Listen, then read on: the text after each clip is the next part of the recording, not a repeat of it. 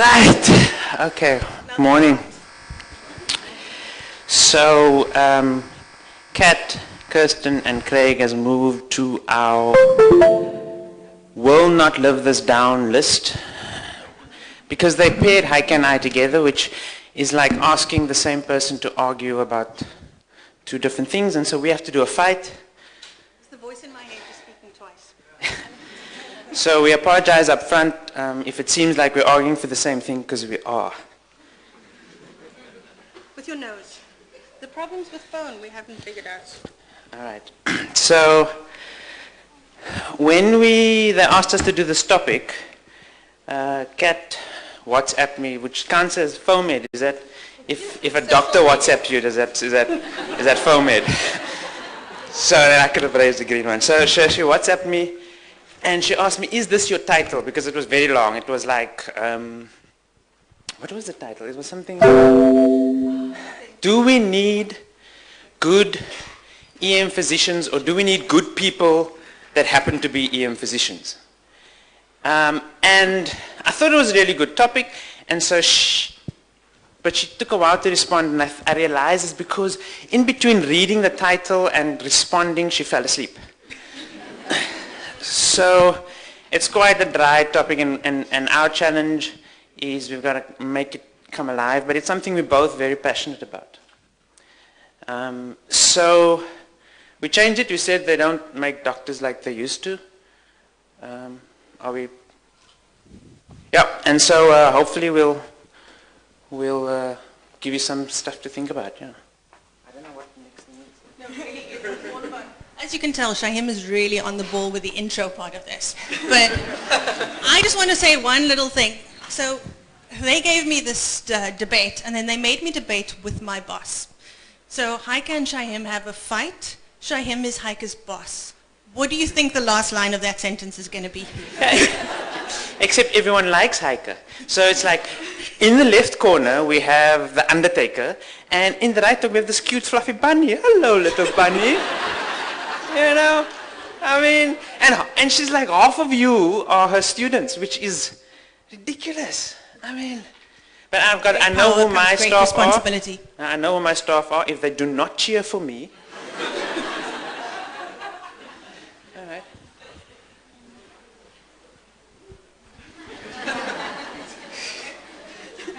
That's so cute. I mean, look at that. The force is strong within that one. All right. All yours, sir. Do I start? You're the boss. You get to go first. Yeah, so that it's the only way you get the last word. And I wish you use an iPad with a document. That's easy. Delegate. I really prepared well for this on the way here.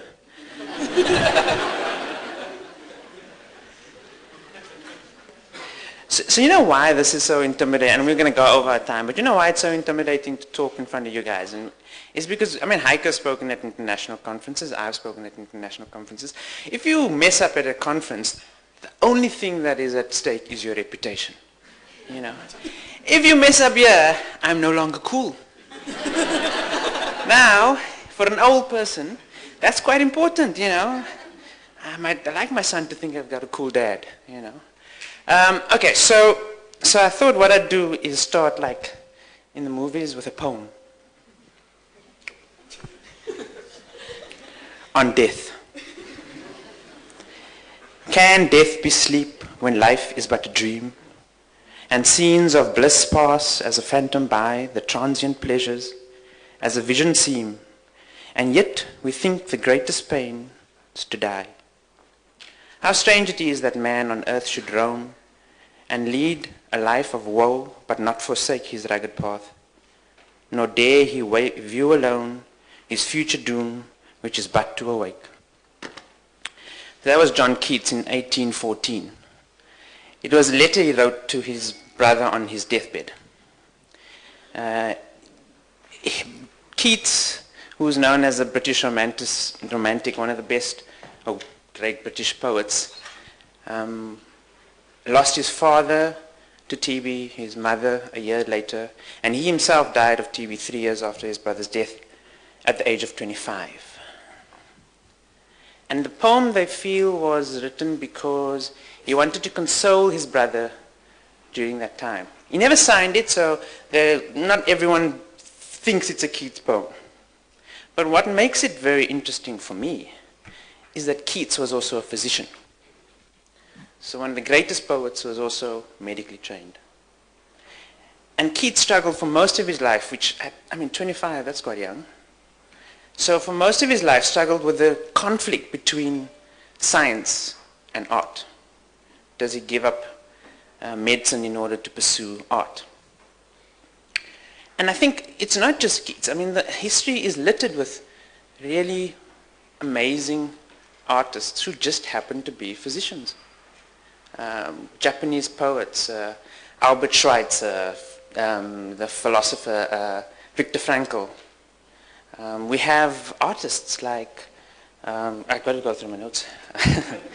But, so let me just go through this, see what I prepared. Yeah. Khalid Hosseini, the kite runner author. Sir Arthur Conan Doyle, Sherlock Holmes. Graham Chapman, which is actually the author of Monty Python. It's a dead parrot. So Che Guevara was a physician. So what we have here is we have this history. Galileo, Copernicus. We have Riyad Musa. I went to school with Riyad Musa, by the way. He's kind of, if I had a Facebook account, he'd be a Facebook friend, I'm sure. So we do have ways of teaching doctors, or we do have doctors that achieve great things outside of medicine. So how does that relate to technology, to the way we teach now? I think technology's changed that. Foam Ed is an example that we're busy teaching through Foam Ed and sharing and information. But technology has changed. There's a law called Moore's Law, which is the number of, in the 40s they figured, the number of transistors you can put in a circuit doubled every 2 years. And they use that to extrapolate that that's how fast technology grows. Every 18 months to 2 years, technology changes. So why you have to buy an iPhone every second year?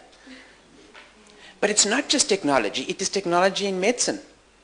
So what happens is our ability to create new stuff and science is at, it changes every time. There's that old quote where they say, half of the stuff you're going to find 5 years later is going to be disproven and you just don't know which half.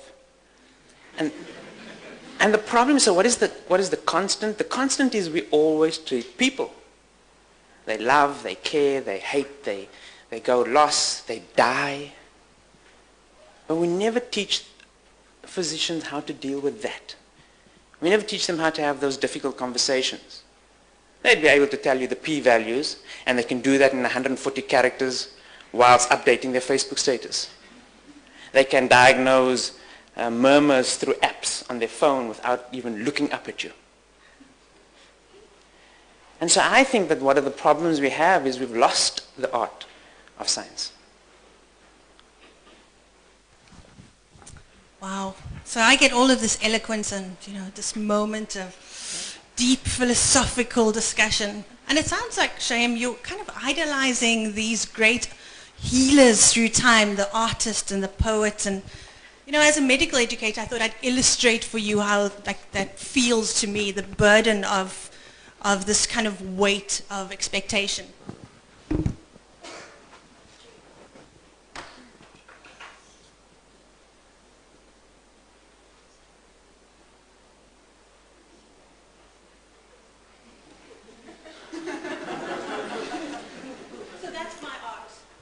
Because I went to medical school to become a doctor, not an artist.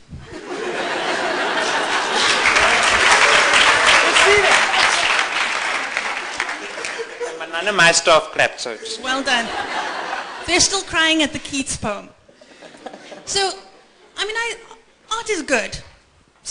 Creative is good. But I don't really want a doctor who's able to draw as opposed to someone who's able to perform competent surgery.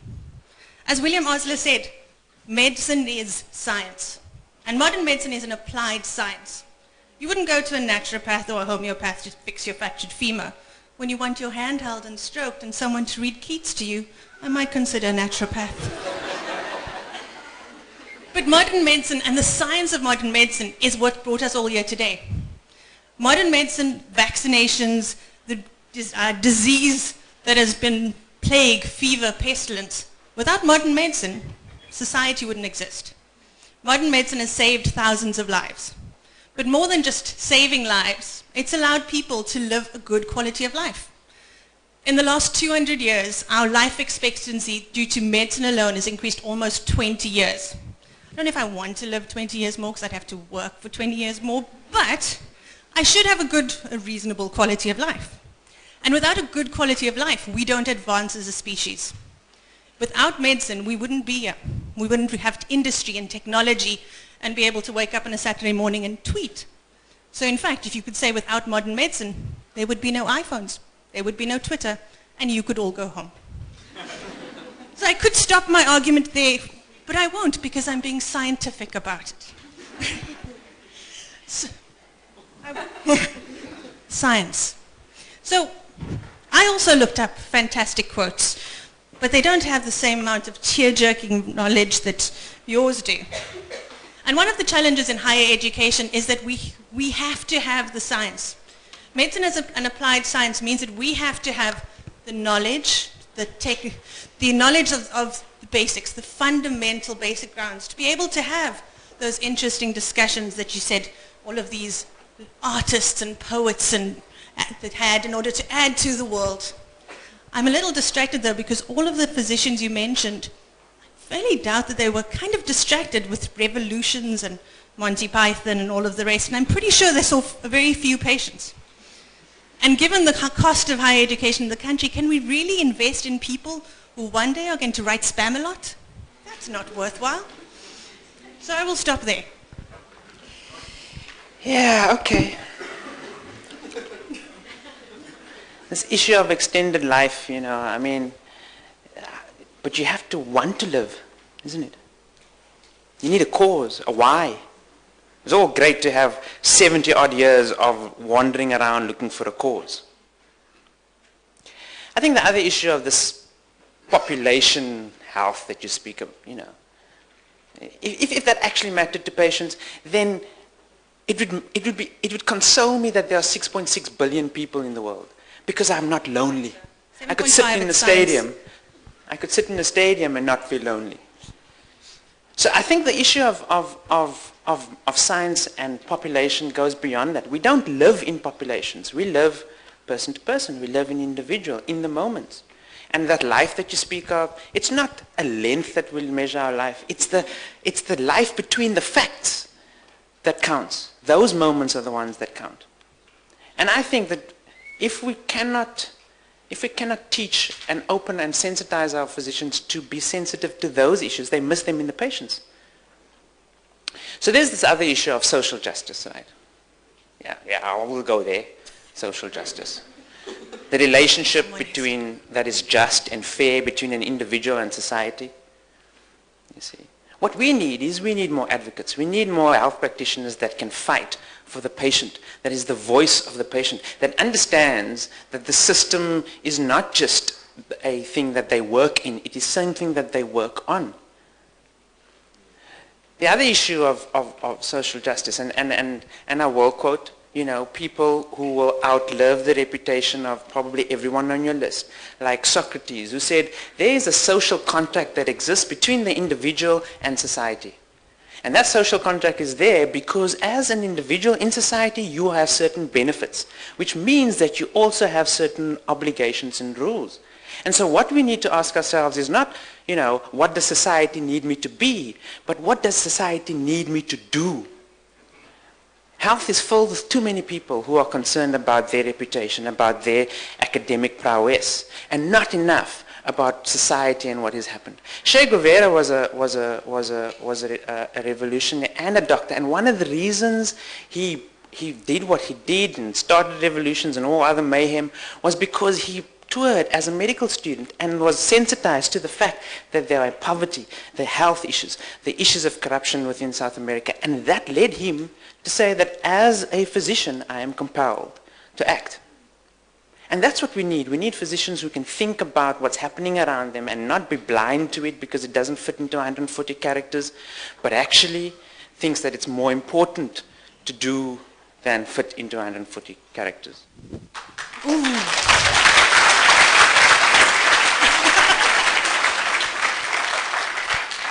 So you speak of social justice as this kind of vanguard. I mean, you're right, we probably should have an undergraduate curriculum that talks about social justice and creating social warriors for all. But what do you teach them? Like, whose culture do you teach them? What does society want? What does society need?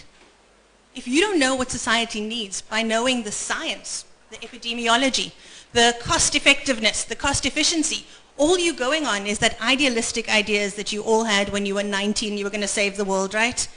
Yes, you were going to do it by growing potatoes everywhere, because that was going to save the world. So creating this army of social warriors who are empowered and entitled and feel like they're going to make a difference only works if they have the knowledge. And so we come back to science and the need for people to have the power, the data, and the ability to apply that data in a way that is just and fair.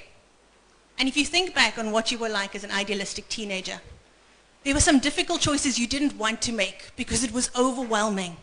The value of the individual versus the value of the whole. I was going to save every single dog, not so much cats, because I didn't want to save cats too much, but every single dog deserved to live, whether or not society could afford to maintain those dogs. And in the same way, we're asking people to become warriors without them being able to make those difficult decisions about whether or not what society needs or asks for is right and appropriate within the context of our resources, our capabilities, and our capacity. So I hear this issue about science and knowledge, and you use science as if it's a truism, as if it's an absolute, as if it is not up for debate or argument. Yet, you know, I mean, half of this stuff later on we're going to change because we found it out more. Science is not that absolute. Science is not that accurate. I mean, Stephen Hawking said that the greatest sin to knowledge is not ignorance, but it's the illusion of knowledge. But how did he say it, Shaheem? I don't know. It was Twitter. I Googled it.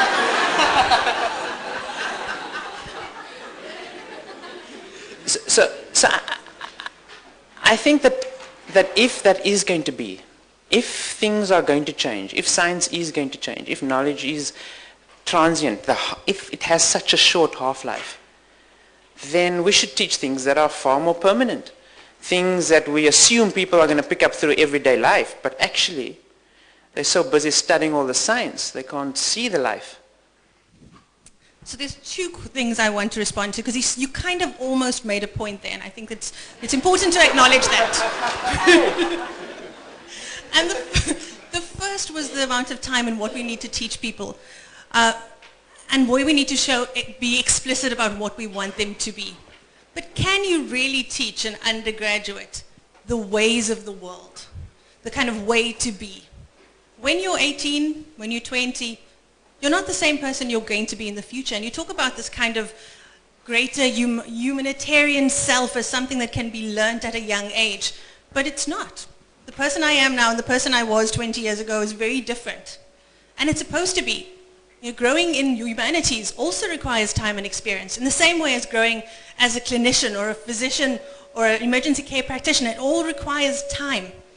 You may lose that kind of content knowledge that you had at the pinnacle of your career, but when you look back, are you not a better practitioner right now?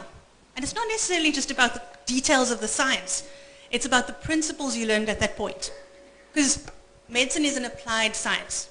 It means that you need to have the principles of science, and maybe not the details that take you through life.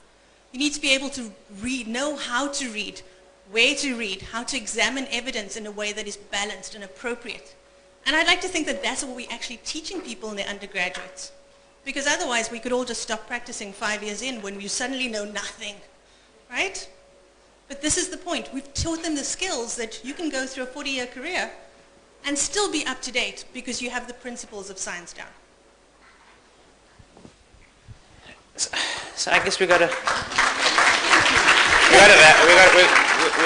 to wrap it up at some point. I'm not convinced that, so, I think, so you make reference to us as 18-year-olds or, wanting to save the world. I think we need more of that. I think that's what drives us. I mean, that's why everyone in this room is here, is because of that 18-year-old and that desire to want to do that. But what we do is we choose that for you to come into medicine or to come in as an EM physician, or we say, okay, you need to have so much social responsibility and you need to be leaderships and you need to be able to do this. And then what we do, we spend the next 6 years drumming it out of you with facts. You see, we don't take those skills, those raw talent and develop it. That 18-year-old or that 9-year-old or that 7-year-old that had a dream, that's what we need. We need more of that. But what we do is we tell them that your dreams don't really matter because they cannot stand up to evidence base. And so we lose and we forget all of those things, and consequently what we have is we have scientists. You see, science is a study, it's a study. So in other words, the more I assimilate of it, the greater my prowess in the science. But medicine is an art. And an art is different. An art is a skill that is acquired through practice, which means you've got to be practicing it all the time. Right? The thing about art is it's not just that mechanical skill. It's not just the ability to draw or carve or sketch. Right? Graham Chapman, Viktor Frankl, Riyad Musa, the issue isn't the fact that they are artists. The issue is that they have a different way at looking at the world. They have a different perspective, and that difference in perspective is what makes them able to see things that others don't. So what we need is we do not need physicians who only know the science. We need them to look at the world in ways that others have not, because the solutions lie there that do not lie in the science. Viktor Frankl goes a story, and this is my last thing, right? Because you got to tell a story. I read Kat's thing, it says there, you want to do like a TED talk, tell a story. So I will tell someone else's story. So Viktor Frankl was the founder of logotherapy, which is therapy through meaning. He was a Jewish Holocaust survivor, went through all sorts of things. If you ever get a chance, you got to read the book Man's Search for Meaning. But he relates the story. And he says, he had a GP that came to him long after that he wrote his book. A GP walked into his offices, and he said, it's been his wife and he were very close. For many years, his wife died, and he just cannot find a way to live. And he's depressed all the time, and he wants to kill himself. And you walked in to say, listen, you need to fix me. And Viktor Frankl, one of his says, do you think your wife would have endured, the guy wanted to know, why would God let me do this? Why would he put me through all of this? What is the point of the suffering? So he says, do you think your wife would be able to do this? Do you think she'd be able to endure if the roles were reversed? And he says, no. So Viktor says, so do you not think that is enough of a reason for you to have to go through this? So that your wife is spared having to go through it herself. So one of the things that is the ability to rephrase the issue. It's not what is the point of the suffering, but what makes the suffering worth it.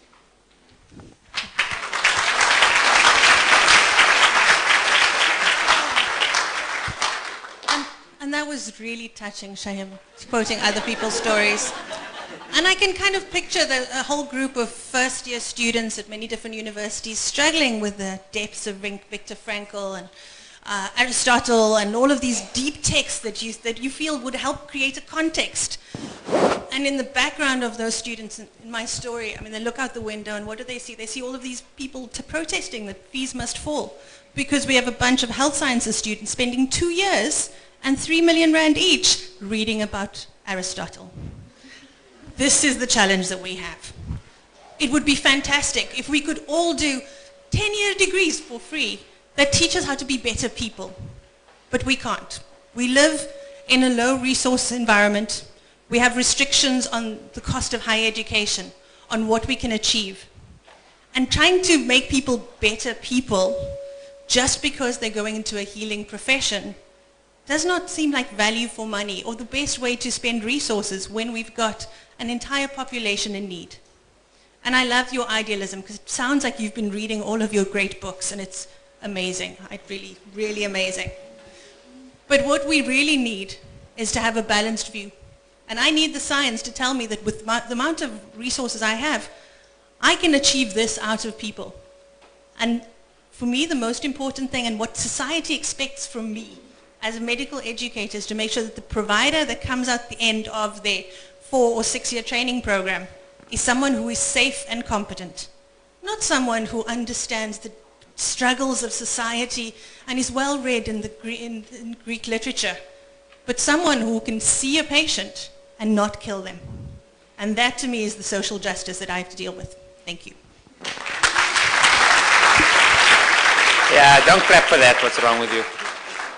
So my closing remark, because I have to have a closing remark, is Because he is the boss. I think this issue of knowledge and science, I'm not arguing that we shouldn't teach doctors how to be doctors. But it presupposes that we don't need to teach them how to be people. The issue of, we talk about the science, and I looked at the topics on this FOMED thing, about end of life, about how much is enough, about what is real science. These are all issues that, number one, we don't have a mechanism of dealing with. We don't know how to pose. We don't know the language, the vocabulary to use during that.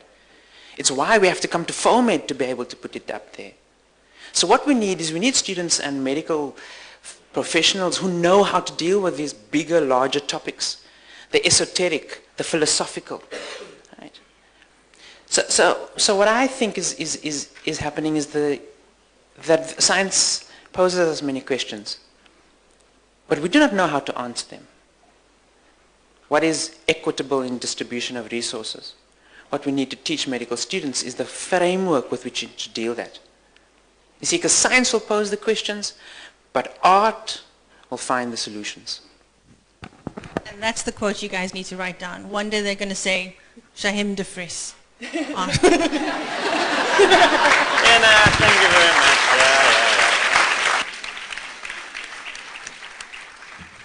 So, let's get those cards up. So we are fighting for the party of the healer versus the scientist. On my left, we have Dr. Shaheem de Vries, the healer. And on my right, we have Dr. Geduld, the scientist. How many cards can I put up? Can we have a red for Heike and a green for Shaheem? I feel like that's biased. I need to see those cards up. Let's get those cards up. Judges to the floor, please. Judges to the floor. Judges to the floor. It's overwhelming. And I think we have a winner. Yeah. That's Dr. de Vries. Thank you very much. We have exactly 3 minutes for any questions. Profound comments. Can I also just say? Shaheem's comments are profound. Can I also just say that Heike helped me put the argument together, so you know. So the outcome was actually what we wanted. Thanks.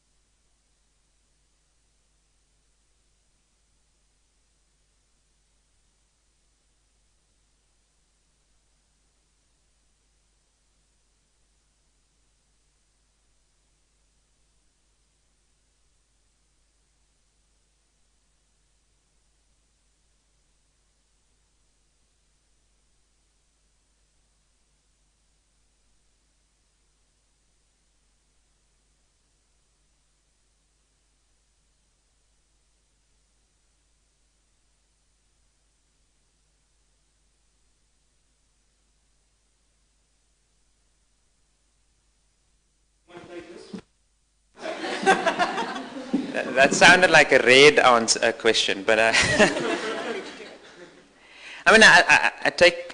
think it's, for me personally, it's a challenge at the moment. EMS, my staff are under attack almost daily, and it's not just physically being attacked, it's the idea that they could be attacked. I think that, and for me as a manager, it is paralyzing. How do I answer a question like that?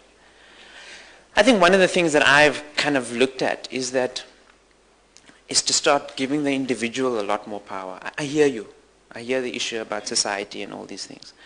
But what I'm hoping the talk is also about to give and build resilience in individual practitioners, so that they are able to endure and answer for themselves why it's important that they go there despite that.